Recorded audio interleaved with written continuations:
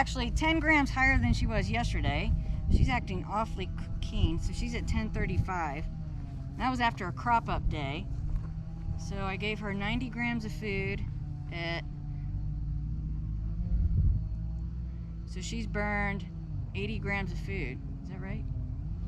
Yes, yeah, she's burned all of it but 10 grams. So we'll see. She's acting awfully. Let's work. Work. All right, big girl. I'm gonna ask her right away to do something big. She says, I'm a big girl now. I know. She said, I'm a big girl now. Just a minute. Shit, I didn't even call her. I don't even have a tidbit.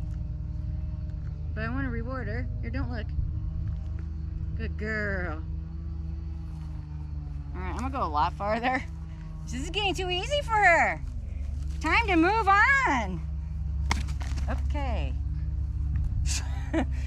This is kind of what you want. You want to be able to not get away from them, but...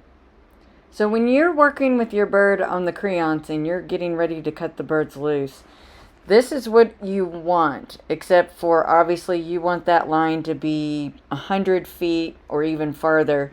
So when your bird, you can't get away from your bird at 100 feet, that's the time that you cut the line. That's when you know your bird is ready to free fly.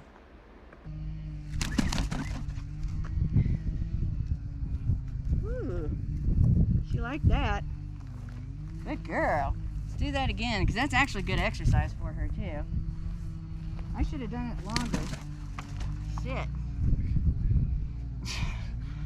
I can't get away from her. Okay, right there, sit there. Okay, just a minute. Let me get a little bit longer line. I didn't think you would do this well. I'm sorry.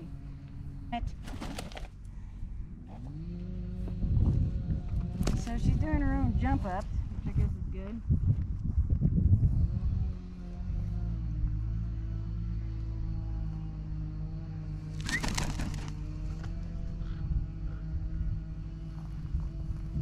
Girl. Alright, so she's doing that. This is something that's different and new. Okay, no running. Good girl. You're like a puppy. Okay, so she's doing really well. And I want to reward her for all of this. So if she'll let me get away from her. Come on, good girl.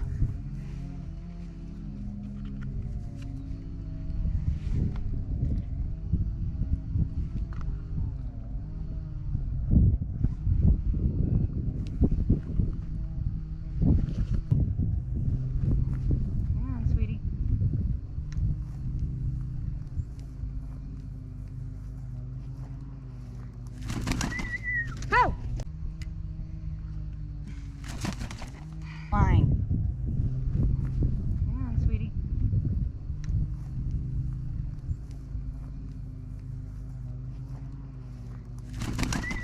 Go!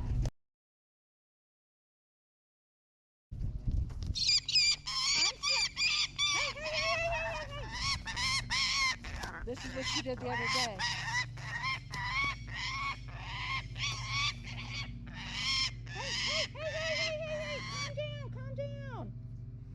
It's just the lure line. So as you can see where I freeze framed it, when she came to the lure line wrapped up over her shoulder around near her neck. And as you can hear her, she is very upset and just literally flipped out, as you can also see that. And I was trying to calm her down. I let go of the lure and she just would not calm down. And although I got it off of her body, like on top of her back, I mean, she had it wrapped around her wings, her back, and then she got the creance line all wrapped up in it. So I tried to get her to calm down. I tried to unwrap everything, but she had it so wrapped up, I ended up having to cut the lure line and cut the creance, of course, after I secured her on the leash. You know, because she just wasn't going to sit still, and I just didn't want to push it to try to untangle everything. It was getting dangerous, quite frankly. So we went ahead and we cut it, or I cut it, and thank goodness I had somebody else there that could run in. I usually carry a knife, but for whatever reason, I didn't have the knife with me, probably because I only carry it when I go out hunting, so wouldn't think you would need a knife. I do now have one on me at all times with this bird. So yeah, and you can see I'm extraordinarily irritated. That's putting it lightly, actually, which is why this part of the video is muted. And I wasn't mad at her. I was mad at the situation because this bird did absolutely everything I asked her to do. And then the whole session ended like this. And I was so annoyed and so afraid that this was going to be a negative for her and it would set her back. And fortunately, I can tell you now, because this was over 2 weeks ago, that it did not. Actually, the very next day, she had her best day that far. So, you know, fortunately, she seems to be a pretty resilient bird, which is good, especially since she's so young. But yeah, it was horrible. I've never had a bird literally wrap themselves up like that in the creance and lure line. So I do things a little differently now. You can see I stay standing. I actually step on the creance, and I also hold the lure line a little bit different. And then if I see it touch her in any way, either let it go or I put it straight to the ground and step on it so she can't further wrap herself up in it, which she's done pretty good so far and hasn't. But this is also low weight. You know, this is, falcons get like this, or at least all the falcons I've ever had get like this when they're just starting out their season.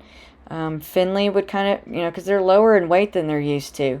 So to them, they're panicking because they think they're starving, even though they're not. Their body's telling them that they are. So there's a lot of mental games going on.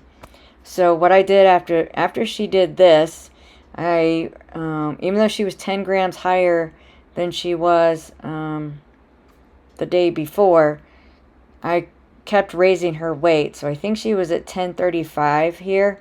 So I ended up pushing her all the way up to 1065, 1075. And she was doing a whole lot better and still doing everything I asked. Sometimes she'd be a little slow. And I do not think that I would cut her loose at 1060, 1075. But it's okay to go ahead and keep her at this weight while I'm training her on the safety of a line. So she's still learning, but doesn't have that hysteria. And then when I do go ahead and cut the line, I probably will lower her weight just to have that extra keenness so I don't lose her. And if she, you know, flips out like this, at least there's no creance line to get wrapped up in, and at least she'll go home. And once she starts flying and gets a little bit more fit and it gets cooler, the weight will come up. So there you have it. That was probably her worst day, even though she did really, really well training wise. And this is going on for quite some time, and I'm still having trouble trying to get the line out, I've got all these lines locked. So finally we just cut it. So anyway, yep, it was not fun, but it ended up being all right. Yeah, this is hard to watch.